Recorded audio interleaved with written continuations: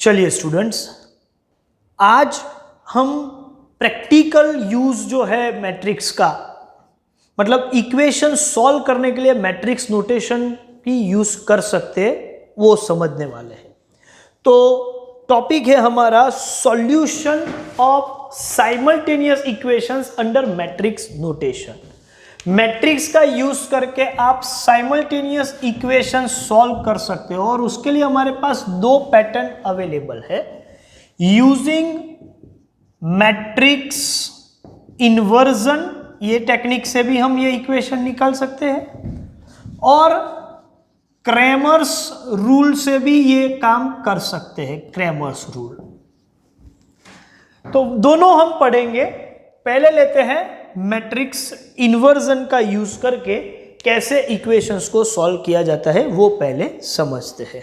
चलिए पहले आगे बढ़ते हैं मैट्रिक्स इन्वर्जन से।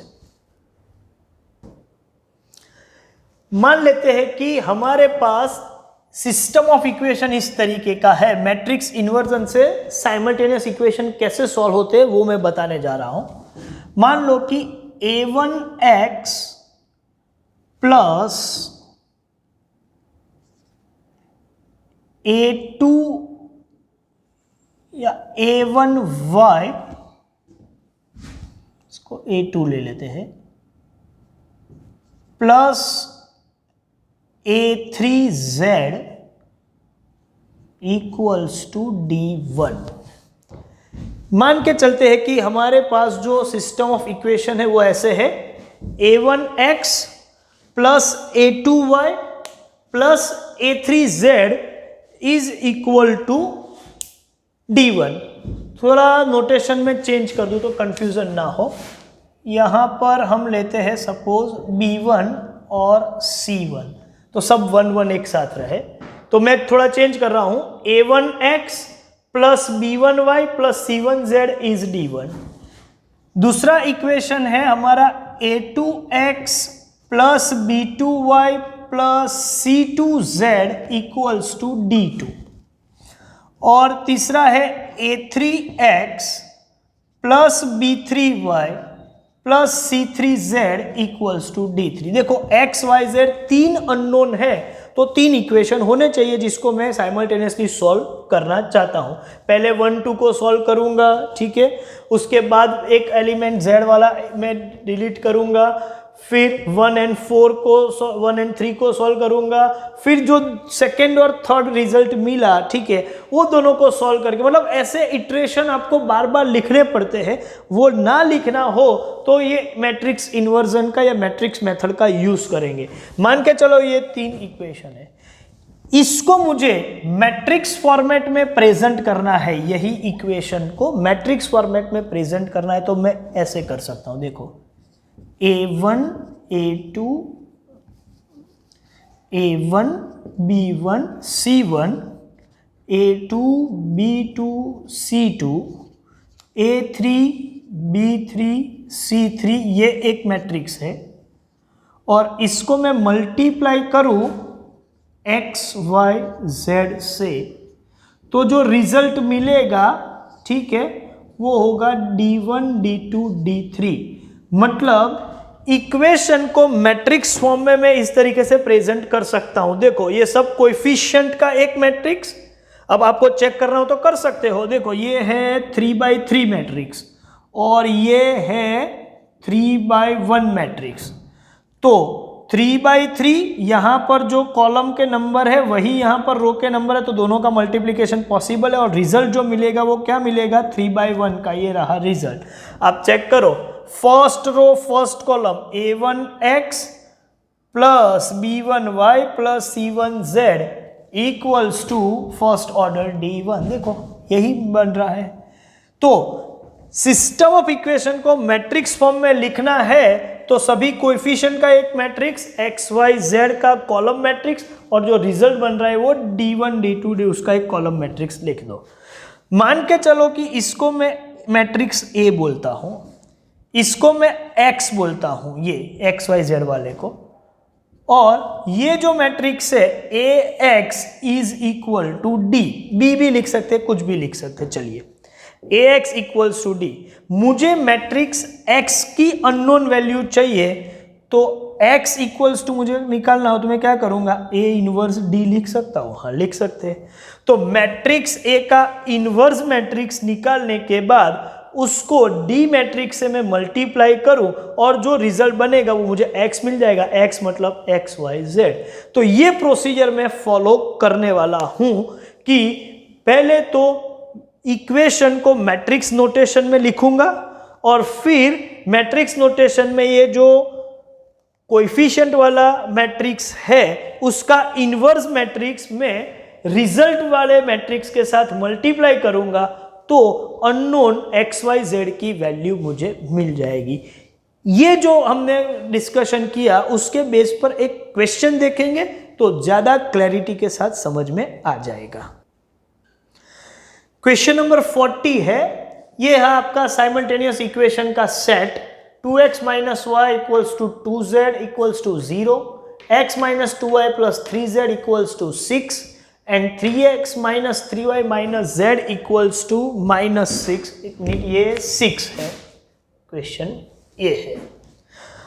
यूजिंग मैट्रिक्स इन्वर्जन आपको ये इक्वेशन सॉल्व करना है और अननोन XYZ की वैल्यू निकालनी, मतलब रूट्स ऑफ इक्वेशंस निकालने हैं। देखते हैं क्या कर सकते हैं।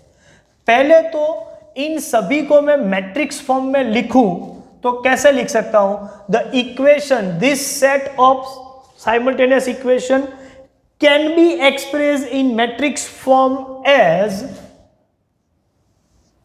2 -1 2 1 -2 3 3 -3 -1 into XYZ इक्वल्स टू 6 6 -6। तो ये तो मैट्रिक्स फॉर्म में आ गया।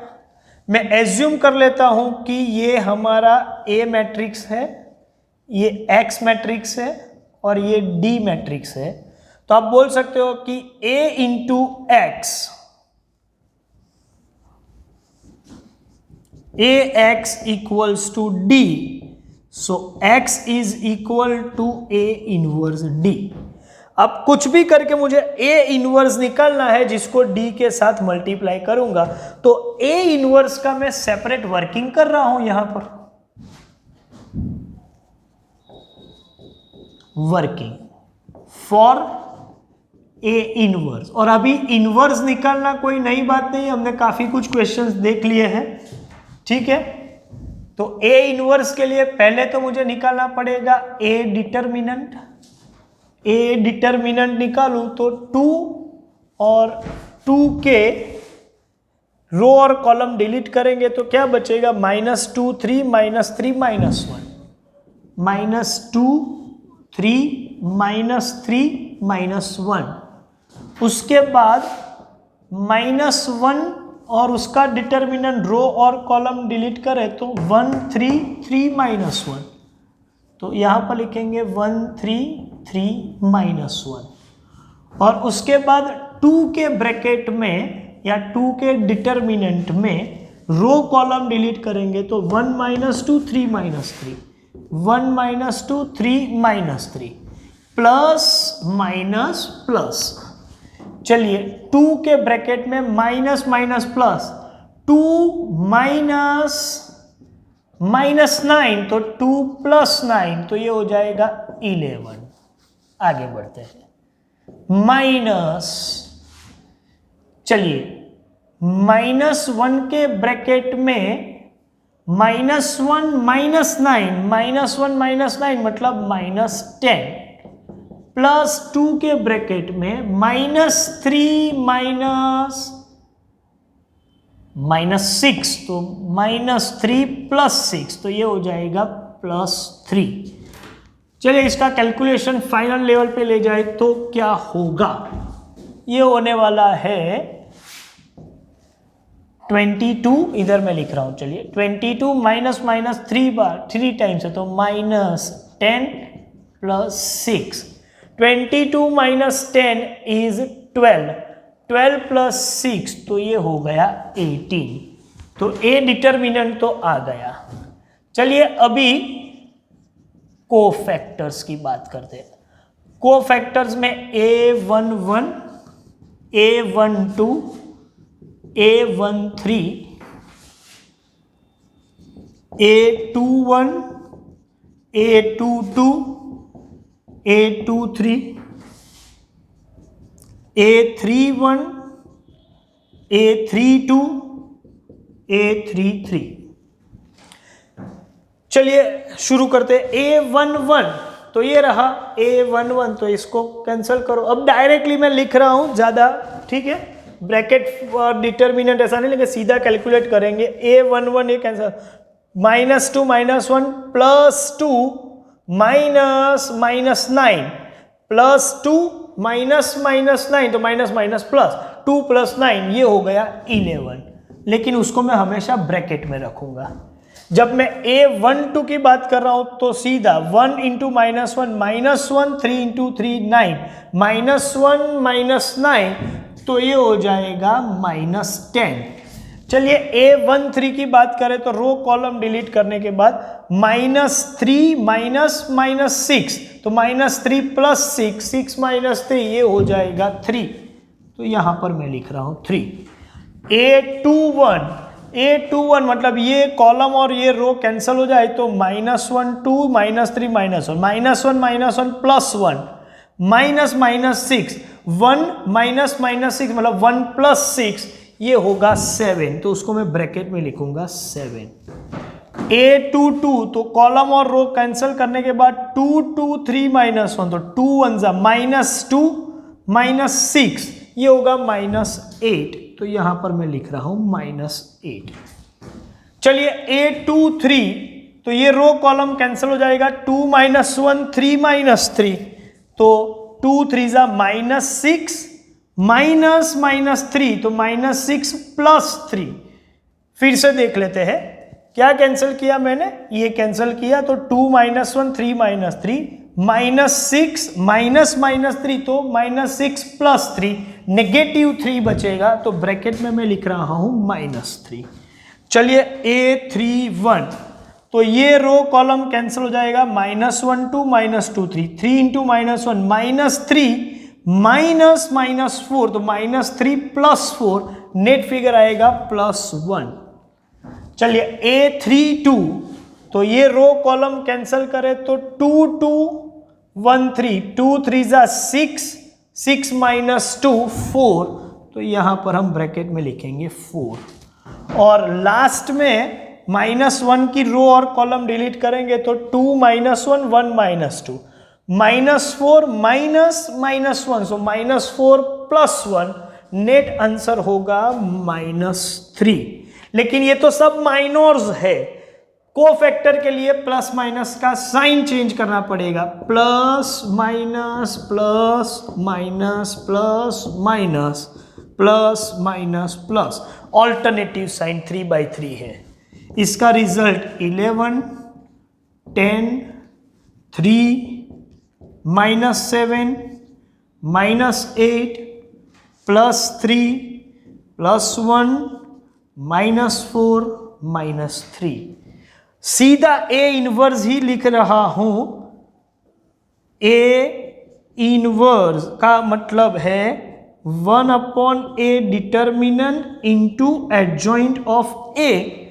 चलिए A डिटर्मिनेंट क्या है 18, सो 1/18 और एडजॉइंट जो है वो मैं कोफैक्टर्स जो है उसी को ट्रांसपोज पोजीशन पे लिख देता हूं। 11 10 3 के कॉलम बना दूं 11 10 3 -7 -8 3 -7 -8 3 1 -4 -3 1 -4 -3, तो A इनवर्स आ गया। अब इसको यहां ले आते हैं। X is equal to A inverse मतलब 1/18 11 -7 1 10 -8 -4 3 3 -3 इंटू D। D किसको बनाया है 6 6 -6 को। चलिए ये दोनों को मल्टीप्लाई करते हैं। पहले 1/18 को डिस्टर्ब नहीं करेंगे। First row first column 11 into 6 66, -7 into 6 -42, 1 into -6 -6। इससे आगे तो जाएगा ही नहीं, एक ही कॉलम बनने वाला है। 10 इंटू 6 60, -8 इंटू 6 -48, -4 -6 +24। चलिए 3 इंटू 6 18, 3 इंटू 6 +18, -3 -6 -3 -6 18 +18। तो फाइनल रिजल्ट 1/18 कौन सा मैट्रिक्स है? 66 -42 -6, मतलब 48 माइनस करेंगे 66 -48, तो ये हो रहा है 18। 60 -48 +24, ये हो रहा है 36, और ये 18 18 18 मतलब 54। अब मैं 1/18 को ब्रैकेट में, मतलब मैट्रिक्स की हर एलिमेंट के साथ स्केलर के साथ मल्टीप्लाई कर रहा हूँ, स्केलर को मैट्रिक्स में, तो ये 18/18 ये होने वाला है क्या भाई? 1 2 एंड 3। तो 1 2 3 आपका आंसर। x इज 1 2 3, लेकिन x है क्या? XYZ, तो यही तो आपका XYZ है। तो आपका आंसर आ गया भाई, x equals to 1, y equals to 2 and z equals to 3। तो ये आपका फाइनल आंसर। इस हिसाब से आपको जाना पड़ेगा। देखते हैं, समझो पूरा कैलकुलेशन आपके सामने है, ठीक है। आपको पहले तो इक्वेशन को मैट्रिक्स नोटेशन में कन्वर्ट करना है, फिर एक मैट्रिक्स को A, दूसरे मैट्रिक्स को X और तीसरे मैट्रिक्स को D नाम दिया है, तो AX इक्वल्स टू D हो जाएगा। X का मतलब A इनवर्स D, किसी भी तरीके से मुझे A इनवर्स निकालना है, ये रहा A, उसका इनवर्स के लिए मुझे एक बार वर्किंग करना पड़ेगा, फिर आप उसको नॉर्मली सॉल्व करो, एक्स वाई जेड के हिसाब से वैल्यू मिल जाएगी। एक काम कीजिए, इसको आप नोटबुक में लिख लीजिए, इसका पूरे क्वेश्चन का स्क्रीनशॉट ले लीजिए, ठीक है। उसके बाद हम कुछ डिस्कस करेंगे, पहले एक बार स्क्रीनशॉट ले लीजिए।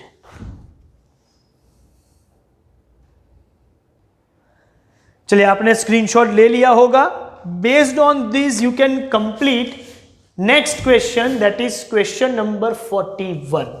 तो आप 41 आप सॉल्व कर पाओगे, और वो 2x2 मैट्रिक्स का है, तो वो ज़्यादा सिंपली आप काम कर पाओगे, वो इजीली हो जाएगा, ठीक है। चलिए, तो ये सेशन हम यहीं पर ख़त्म करते हैं। Thank you very much.